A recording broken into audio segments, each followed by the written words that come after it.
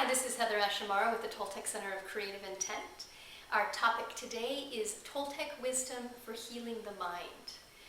And the mind is something that we think about as just the brain, but the truth is that the mind is all throughout our being, because our thoughts affect not just what we're thinking, they affect what we're feeling, they affect our emotions, they affect also how we perceive the world.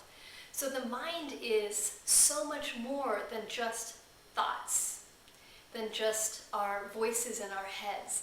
The mind is what creates our reality. And it's not other people's mind that are creating our reality, it's our own. So our one responsibility is to heal our own minds.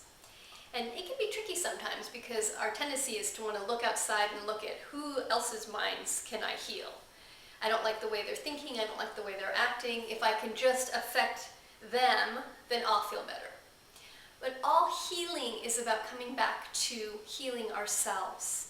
So my first invitation to you around Toltec wisdom for healing is to bring your attention back to you, to your mind, and to how your mind is affecting your emotional body, your physical body, and what's going on up there with all the thinking that's happening.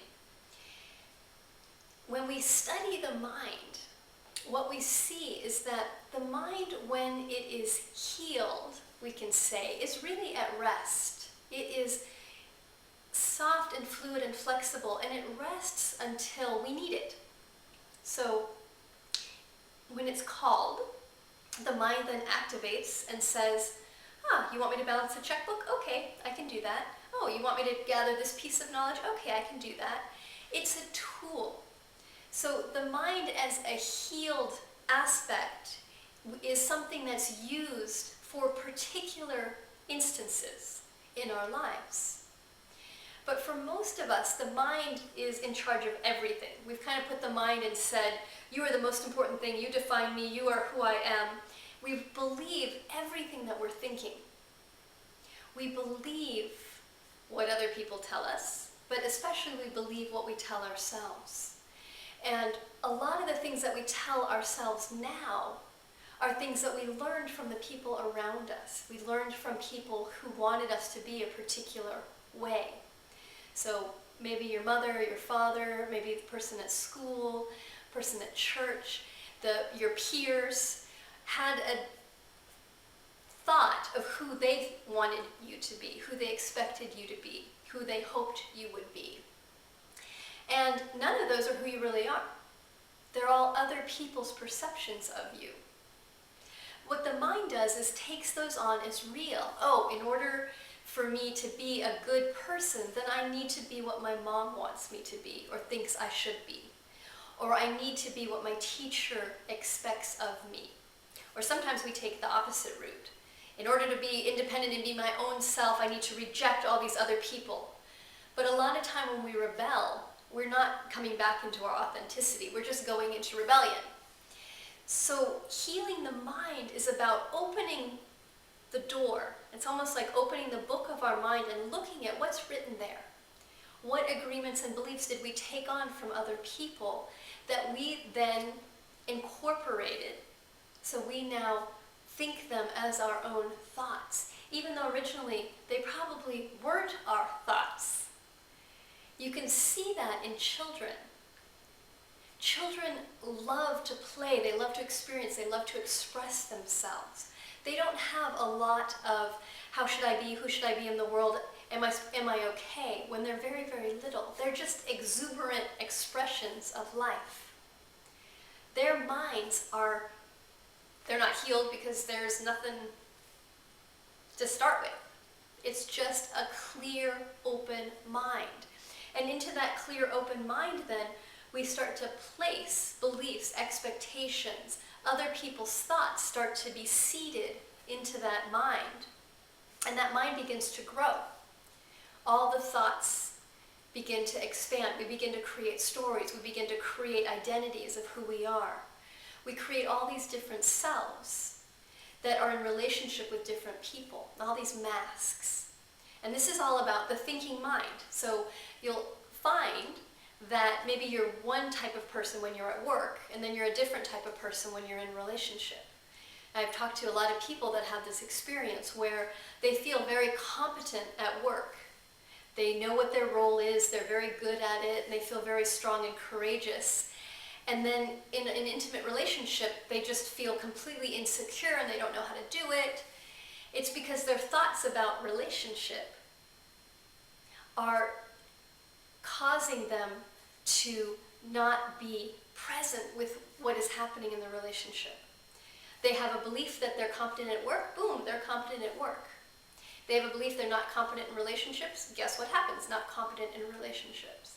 So healing the mind, there may be aspects that are healed and then aspects that still need our attention. Healing, for me, healing isn't about fixing something. It isn't about making this particular part go away, because that's not a healing attitude. Healing is about the process of transformation and staying with ourselves, honoring what is happening in our minds without judging, without wanting it to be different. Yes, we want it to transform, but can you be open about how it's going to transform and simply witness, this is the state of my mind. It's just like with any illness, let's say. So if you have a cold, you can ignore the symptoms and just keep doing what you're doing and pretend like you don't have a cold. But what's going to happen eventually is that you keep pushing yourself and pushing yourself, is that the body often gets more sick because it's not being attended to. It's the same thing with our minds. If we ignore what our mind is thinking and just go, I'm just going to push it away and I'm just going to keep doing what I'm doing and I'm just going to push it away, we're rejecting a part of ourself. And in that pushing, we're actually giving it energy. It's kind of a strange oxymoron. How can we reject something and give it energy? Well, whenever we reject anything in our lives, we're pushing it, but often what happens is it starts to push back against the push. And so we actually lose tremendous energy in this struggle that ends up happening. You can see this in your own life. Even just pick up your hands right now and just push against one hand. And you can imagine thinking a thought and then pushing against that to defend yourself and pushing against yourself to defend that. The back and forth that happens that creates so much conflict internally. Whereas if your hand is just soft, if one is trying to force and the other is soft, eventually there's just this relaxation that happens that can allow for healing, to create a healing space.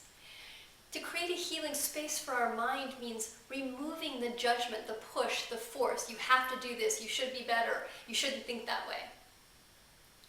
Taking that part of our thinking and stepping back from it and just recognizing the state of my mind has taken how many years for me to get here. So take the age you are now, subtract how many years you are minus 1, because for the first year you were probably just engaged in life, and starting 2 or 3 you start getting domesticated.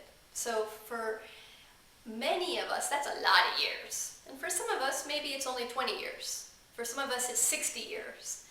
It's a long stretch of time to be having a wounded mind. Take your time.